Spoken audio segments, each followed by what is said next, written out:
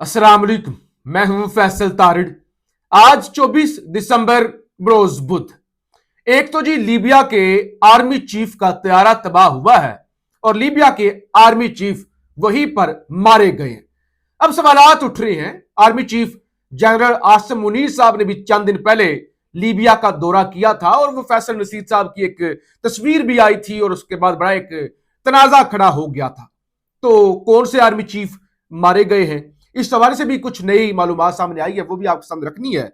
मुज़ाकरात, रिहाई और खासतौर पर फवाद चौधरी एंड कंपनी जो एक्टिव हुए हैं।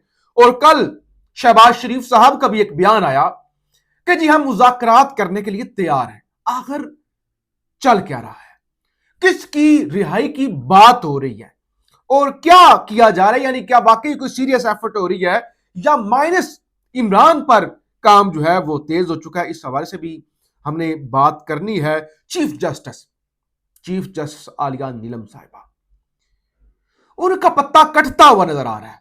इस हवाले से भी बात कर लेंगे। सुहेल अफरीदी का जी आज इलेक्शन कमीशन में केस था, इस हवाले से भी बात करेंगे। आपसे गुजारिश है इस यूट्यूब चैनल को जरूर सब्सक्राइब करें, वीडियो को लाइक करें, शेयर करें और अपना फीडबैक जरूर दिया करें। रात को अडयाला धरना आपको अपडेट किया था और उसके बाद सवालात उठना शुरू हो गए कि धरना तो 10 बजे खत्म हो गया था ना, और तादाद जो पहले जाके मैंने जाके रिकॉर्डिंग की, पहले जाके मैंने आपसे रिपोर्ट किया, आपको रिपोर्ट किया और पूरा दिन रिपोर्ट करता रहा।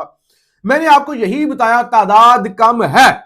कुछ लोगों ने कहा जी नहीं, इस तरह की रिपोर्ट ना किया करें कि तादाद कम है, लोग मायूस हो जाते हैं। लेकिन देखिए, हमारा काम है रिपोर्ट करना, कि हम झूठ बोलें, सबज बाग दिखाएं लोगों को।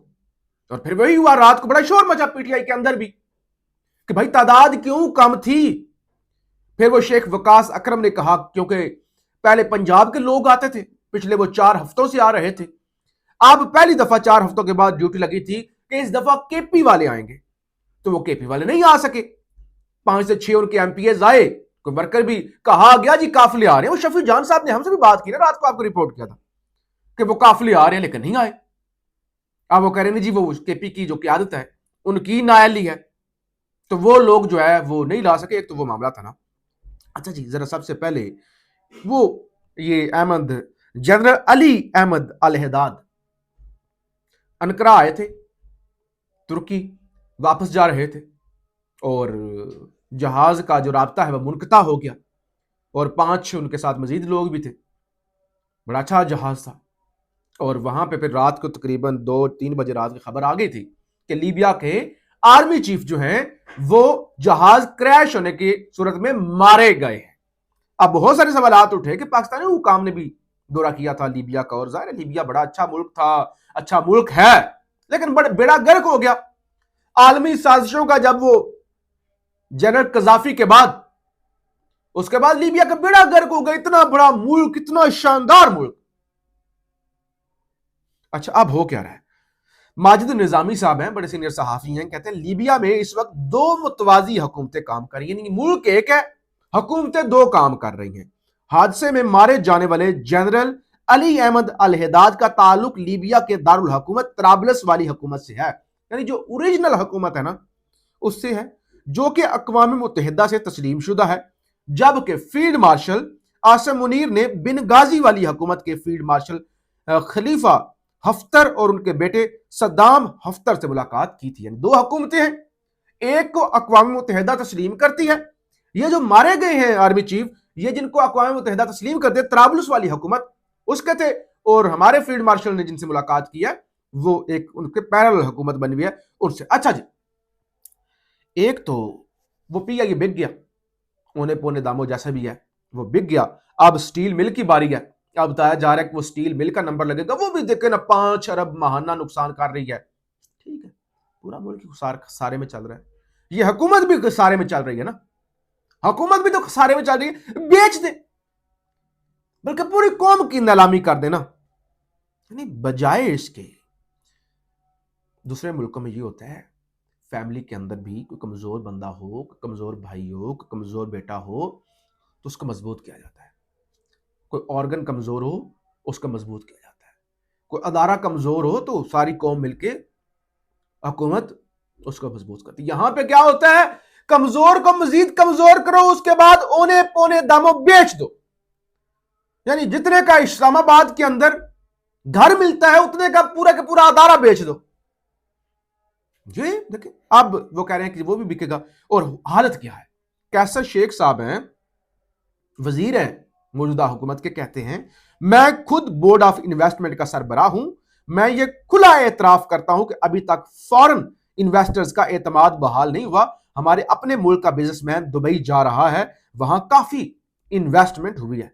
कैसर शेख साहब वजीर हैं, कहते हैं मैं सरबराह हूं इन्वेस्टमेंट वाली जो फोरम है, लेकिन कोई इन्वेस्टमेंट नहीं आ रही, उल्टा लोग जो है वो यहां से भाग रहे हैं। अच्छा जी, असनात मलिक साहब ने एक खबर दी है कि मरियम नवाज हाई कोर्ट में तब्दीली की हवा चलने की असर है। Lahore high court justice Malik Shahzad साहब के साथ बाद आई जस्टिस मिस आलिया नीलम साहिबा। अब आलिया नीलम साहिबा ने सिस्टम को सर्व किया, नून लीग की उम्मीदों पर पूरा उतरी। कैसे? नंबर 1, जो इलेक्शन ट्रिब्यूनल्स वाला मामला था, यानी वो फॉर्म 47 वाली इलेक्शन का पोस्टमार्टम होना था, उस पर रिटायर्ड जजों को लगा दिया और वो सारा मामला दब गया।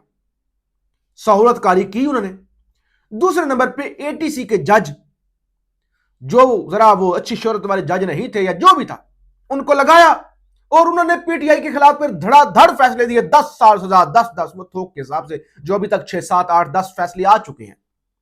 अब वो प्रॉपर्टी वाला जो मामला हुआ है कि वो जो कहा गया था जी प्रॉपर्टी केसेस के फैसले डिप्टी कमिश्नर्स वगैरह जो है वो फैसले करेंगे, और वो जो एक मुतलाता सी चीज है। अब आलिया नीलम के साथ वकला और जुडिशियल कम्युनिटी खड़ी हुई है कि ठीक है भाई, जो जज है जितना भी बुरा है उसको ही इख्तियार फैसला करने का, किसी ब्यूरोक्रेट को जज बनने का इख्तियार नहीं है। लेकिन जब कोई फौज वो फौजी अदालतें लगा के सजा दे दे, उस वक्त ये लोग नहीं बोलते कि उनको इख्तियार नहीं है, बल्कि ये अदलिया का इख्तियार है। और जो मिलिट्री है वो जुडिशरी नहीं हो सकती और जुडिशरी कभी मिलिट्री नहीं हो सकती।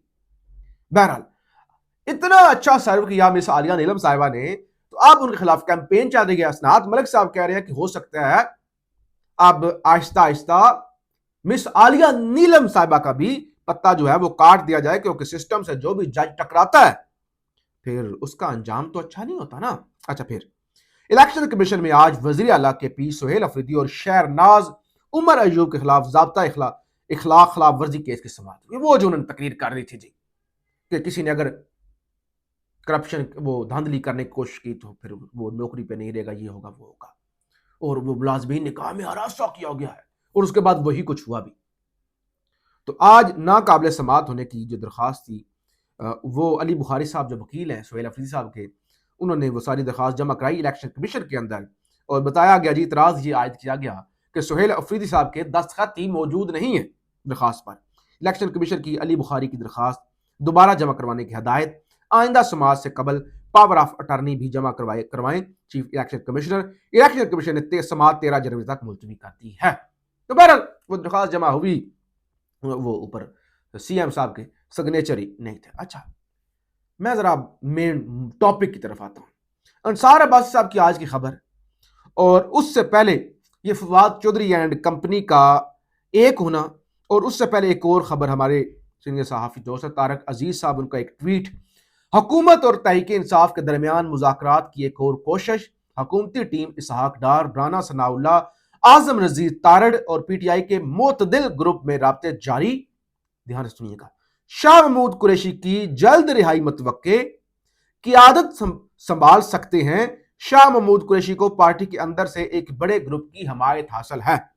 ये तारक अजीज साहब रिपोर्ट कर रहे हैं, और अब फवाद चौधरी साहब, और उसके बाद आज की खबर जो अंसार अब्बासी साहब की है, और इससे पहले कल का शहबाज शरीफ का बयान कि हम मुज़ाकरात के लिए तैयार हैं। ये सारी चीजों को अब इकट्ठा आप जो है वो सारे दिमाग के अंदर एडजस्ट करें, और खबर मैं आपके सामने रखता हूं। सियासी मुफाहमत के फरोग के लिए नेशनल डायलॉग कमेटी कायम करने वाले पाकिस्तान तहरीक इंसाफ के साबिक रहनुमाओं के एक ग्रुप ने बाज़ाब्ता तौर पर वजीर आजम शहबाज शरीफ से रब्ता करते हुए कोट लखपत जेल में कैद पार्टी के सीनियर रहनुमाओं को परोल पर रिहा करने का मुतालबा किया है। कमेटी का मौक़िफ़ है कि इन रहनुमाओं की रिहाई मुजव्वज़ा मुज़ाकराती अमल की क़ियादत, साख और नतीजा खेजी के लिए जरूरी है। कमेटी की जानब से 23 दिसंबर को वज़ीर-ए-आज़म को भेजे गए खत में अपोजिशन बिलखसूस पीटीआई के साथ मुज़ाकरात की पेशकश का खैर मकदम करते हुए इसे मुल्क को दरपेश बढ़ते सियासी, माशी और अदाराजाती बहरानों के तनाज़र में एक सुनहरी मौका करार दिया गया है। ये कहा यह गया है मुख्तार कि जो जेलों के अंदर कैदी है ना, हाई प्रोफाइल शाह महमूद कुरैशी, मियां महमूद रशीद, यास्मीन राशिद, उमर सरफराज चीमा वगैरह वगैरह, उनको प्रोल पर रिहा किया जाए। वो सीनियर लोग हैं, स्टेक होल्डर हैं, उनको सामने लाया जाए, शाह साहब को लाया जाए और फिर उनके कंट्रोल में मामला हो। ये बैरिस्टर गोहर एंड कंपनी ये कुछ नहीं कर सकते। और फिर मुज़ाकरात के लिए जो है वो माहौल बनाया जाए, गारंटीज दी जाए, गारंटीज ली जाए और वो एक अच्छी बात है, ऐसा होना चाहिए। क्योंकि शाह महमूद कुरैशी देखें, अब लोग कहेंगे शाह महमूद कुरैशी एस्टैब्लिशमेंट का बंदा, फलाना कंपनी का, फलानी का। नहीं, ऐसा नहीं है। शाह महमूद कुरैशी साहब ने अपनी क्लास साबित की है। जब भी आपकी पार्टी बंद गली के अंदर चली जाए और आप पूरा मुल्क बंद गली में हो, तो फिर सीनियर लोगों को सामने आना चाहिए। तरीकाकार यही है, पहले आ जाना चाहिए था। लेकिन सिस्टम ने दबाया इतना दिया पीटीआई को कि वो लोग जो मोतदिल थे, चौधरी परवेज इलाही, शाह महमूद कुरैशी, वो परवेज खटक को पहले फारिग करवा दिया था, और भी ऐसे बेशुमार लोग, उनको भी कुचल दिया गया। यानी कोई बंदा तो बचे ही नहीं ना पार्टी तोड़ने के चक्कर में। ऐसे लोग रास्ता निकाल सकते थे, एस्टैब्लिशमेंट की तरफ भी, हुकूमती जमातों की तरफ भी और बाकी सियासत जमातों के साथ भी एक रास्ता, और मुल्क को बचाया जा सकता था। तो अब ये एक आइडिया आ रहा है कि मोतदिल लोगों को निकाला जाए, सीनियर क़यादत जिन पर लोग एतमाद करते हैं, और फिर उसके बाद रास्ता निकाला जाए मुज़ाकरात। तो उस तरफ मामला जा रहे हैं। बहरहाल इस हवाले से मजीद भी आपको अपडेट करते रहेंगे। आप अपना फीडबैक जरूर दीजिएगा। पाकिस्तान जिंदाबाद।